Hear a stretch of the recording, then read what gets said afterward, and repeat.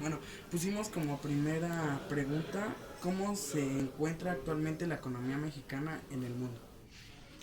Primero ha venido perdiendo peso si uno la ve como contribuyente al Producto Interno Bruto Mundial.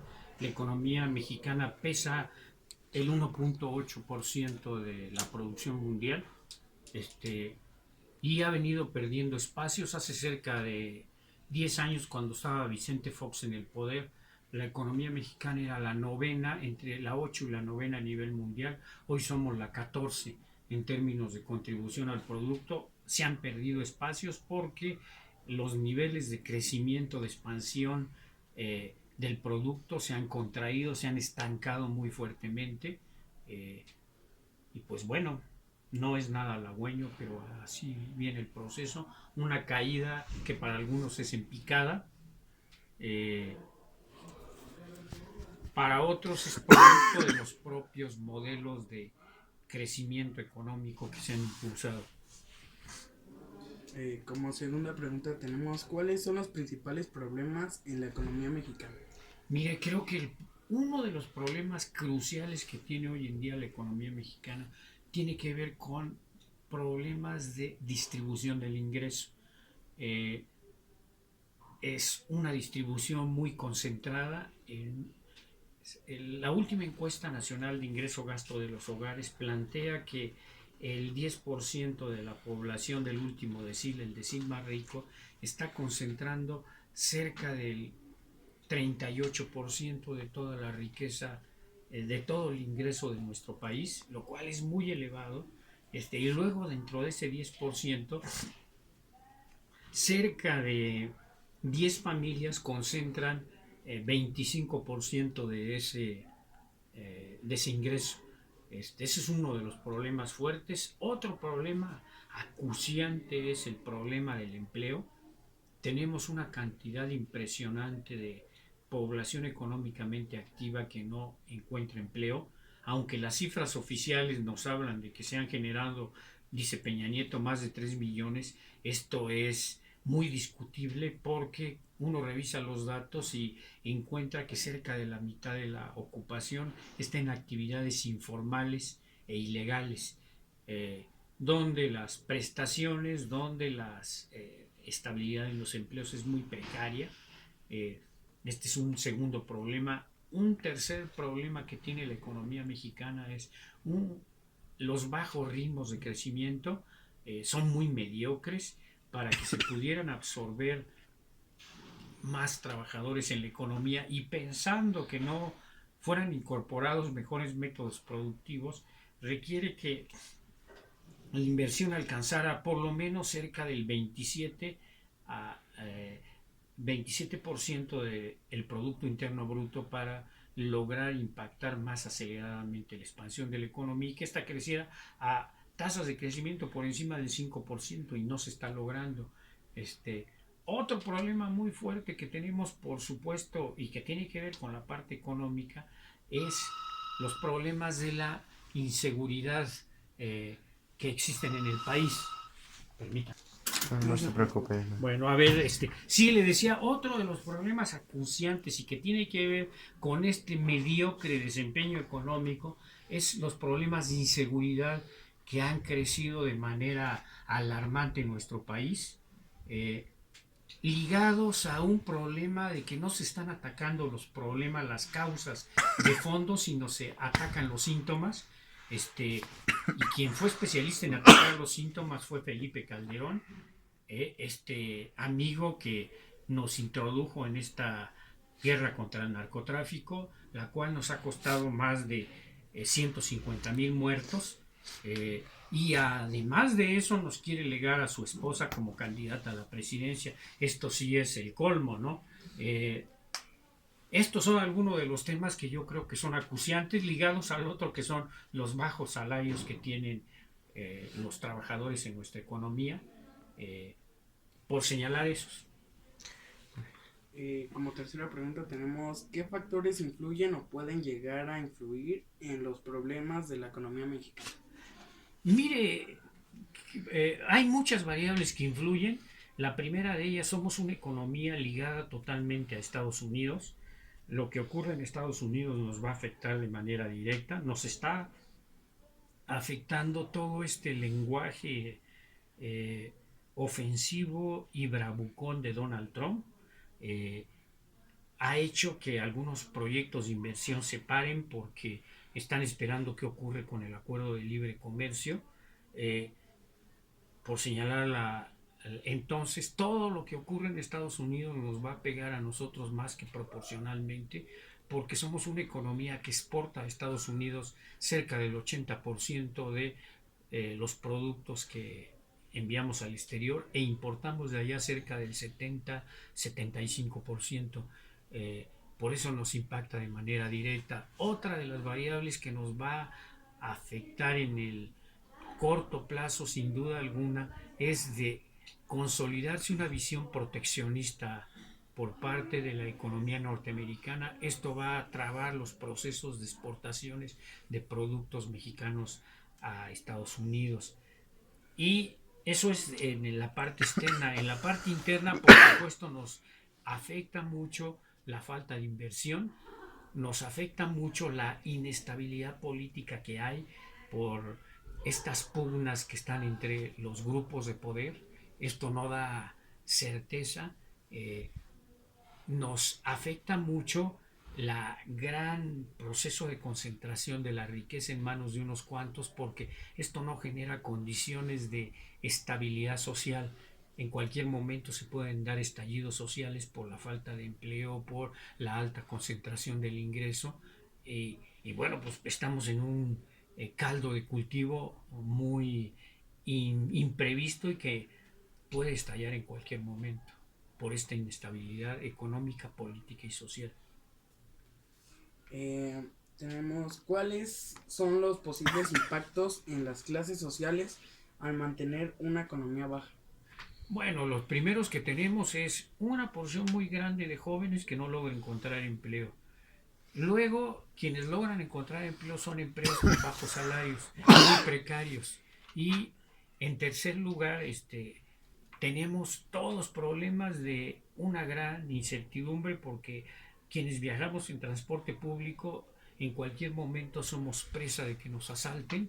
Este, y todo esto como producto de estos mediocres ritmos de expansión de la economía mexicana. ¿Qué más nos impacta? Que crece la violencia. ¿Qué más nos impacta? Que tenemos que no somos capaces de retener a nuestros jóvenes que se preparan muy fuertemente en todas las instituciones públicas y privadas y que después tienen que emigrar porque tenemos un país donde se ha dado espacio más a la maquila que a desarrollar formas de producción más consistentes. ¿Sí? Eh, ¿Por qué la inversión extranjera ha ido aumentando y cuáles han sido las consecuencias de ello?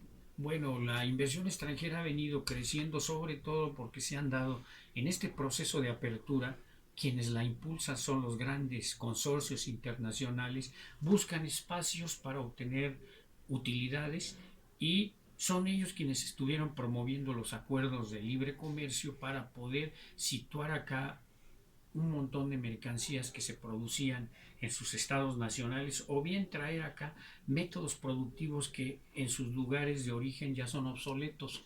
Eh, en la minería, ayer precisamente la prensa señalaba cómo en Zacatecas los trabajadores mexicanos son presas de procesos de trabajo muy extenuantes, laboran entre 10 y 12 horas y la Secretaría de Trabajo y Previsión Social se vuelve sorda y ciega para tratar de imponer la normatividad laboral que existe en nuestro país y además cuentan los trabajadores que se está produciendo con métodos, con maquinaria y equipo que ha sido desechada en Estados Unidos o en sus países de origen de esas empresas. Y por mientras en México les vale un comino si los trabajadores son expuestos a procesos laborales insalubres, a procesos que se utilizan materias primas que si no se tienen los métodos sanitarios adecuados pueden ser causa de que los seres humanos adquieran cáncer. Y frente a eso uno dice, bueno, ¿y dónde está el Estado de Derecho? ¿Dónde está el Estado que cumpla con esta normatividad? ¿Sí? En ese contexto, este es el papel que está jugando la empresa transnacional, y además con un nivel de discriminación muy fuerte, ¿no? A donde narran los propios trabajadores cómo son vejados y excluidos por parte de los empresarios coreanos o chinos o japoneses, ¿sí? Pero lo más alarmante son condiciones insalubres para llevar a cabo su actividad y jornadas laborales que rebasan lo que dice la Ley Federal del Trabajo. Pero nuestro gobierno hace oídos sordos y no tiene vista, se vuelve ciego.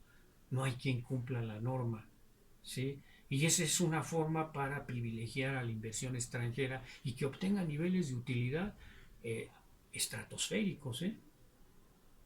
Así están las cosas. Entonces, ese es el papel que ha hecho la inversión extranjera, pero ese papel también lo hacen los nacionales. Ve al Grupo México, minero, que no tiene ningún empacho en extraer los metales y contaminar todo el entorno que se encuentra a su alrededor. Y el gobierno mexicano también hace caso omiso para aplicar la legislación ambiental existente. Esto es lo que ha venido a hacer la inversión extranjera y la inversión nacional. Allí debe de quedar muy claro que al final de cuentas a los empresarios lo que les importa es la ganancia a costa de lo que sea. Y la vida humana parece que pasa a segundo plano y los recursos naturales, el medio ambiente es también para ellos despreciable, aunque ponga ya en riesgo la propia existencia de nosotros como especie. Este, Así están las cosas, no son nada halagüeñas. Mm, Bueno, tenemos otra que es, ¿cuáles son los motivos por los cuales se ha tenido una devaluación en la moneda nacional? Mire, básicamente el tipo de cambio está determinado por una variable crucial que es la productividad del trabajo. Y lo que hemos visto es, se han perdido fuentes de empleo y la productividad del trabajo en la economía mexicana se encuentra estancada, y eso ha hecho que el tipo de cambio, la cantidad de moneda nacional por la extranjera, se tiene que incrementar. Damos más moneda nacional por la extranjera y eso propicia al mismo tiempo que cuando vamos a comprar productos en el exterior los compremos más caro con mayor esfuerzo. En ese contexto, la variable crucial que determina los procesos de apreciación o depreciación del tipo de cambio tiene que ver con la productividad del trabajo. Estamos siendo incapaces de producir mercancías de manera más eficiente para poder insertarse más competitivamente en el mercado internacional. Mm, ¿Cómo se podría revertir una devaluación de la moneda nacional? Pues elevando la productividad del trabajo. Y eso implica mejorar los métodos productivos y eso implica replantear el modelo de desarrollo mexicano, donde efectivamente llevemos a cabo, si estamos pensando en el capitalismo, un proteccionismo selectivo, no hay de otra. Así le han hecho todas las economías que han logrado florecer. Así le hizo el caso más reciente Corea. Así le ha hecho China. China incluso ellos dicen que han importado de México eh, el modelo de desarrollo compartido donde el Estado juega un papel crucial, pero acá no queremos ver eso. Parece que la preocupación de nuestros gobernantes, de la élite en el poder, no es generar una economía mexicana, sino ligar a este país totalmente como un Estado asociado de Estados Unidos.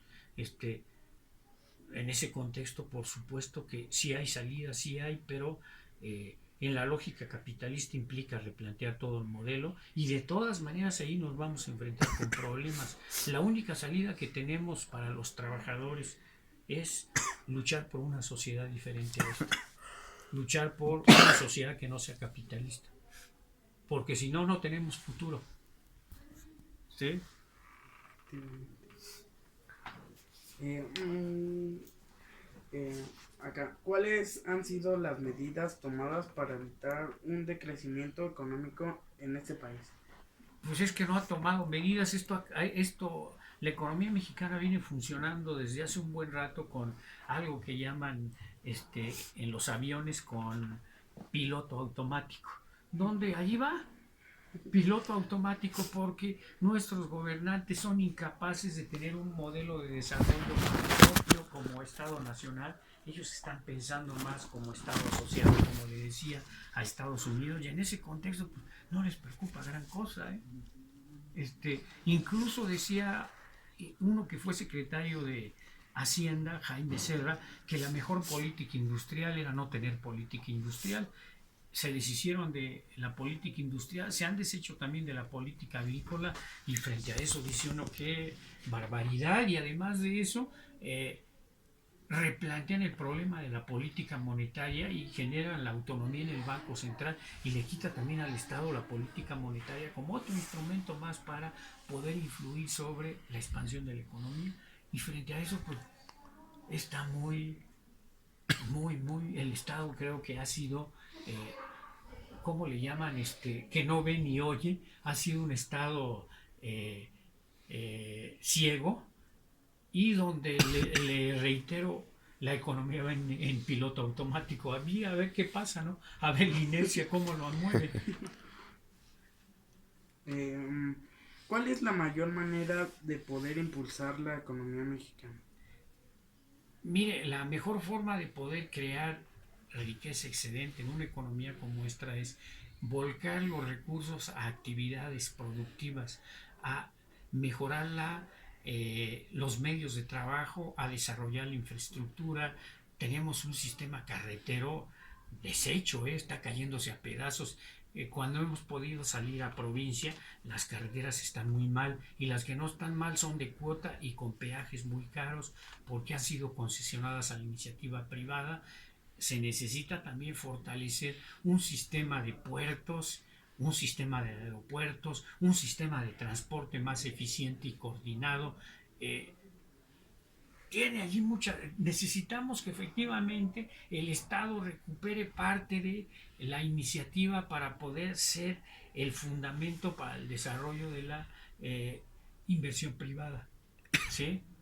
En ese contexto estoy pensando en la lógica capitalista. Por supuesto que tarde o temprano otra vez los problemas nos alcanzan, y como le decía, no hay otra salida más que la necesidad de una nueva forma de organización social que no sea capitalista. ¿Sí? ¿Qué se puede esperar en los próximos años? ¿Qué se puede esperar en los próximos años? Primero, hay varios escenarios. El primero de ellos, si el gobierno de Peña Nieto pone a Mid o a Anaya, vamos a esperar más de lo mismo. Una economía que esté otra vez en piloto automático, una mayor profundidad en la relación con Estados Unidos, y mayores problemas de desempleo, mayores problemas de la concentración del ingreso, problemas de aumentos en el tipo de cambio. Todo ese discurso que dice el gobierno se va a generar si quedan Mid o quedan Anaya.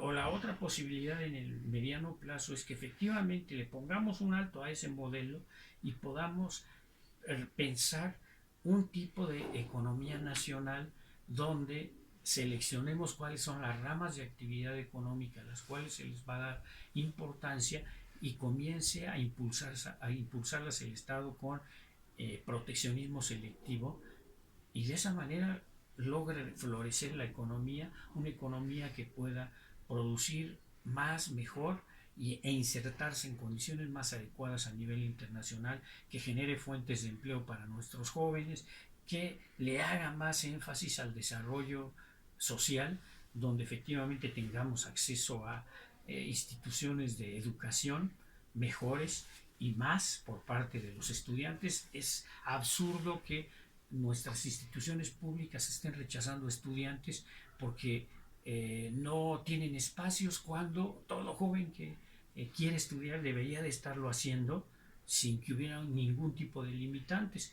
Creo que debemos voltear a ver a Alemania, por ejemplo, lo que está haciendo. El sistema de educación es gratuito hasta posgrados. Aquí no, aquí nos comienzan a poner filtros desde la educación media superior cuando hacemos exámenes y más a nivel profesional y todavía más a nivel de posgrado.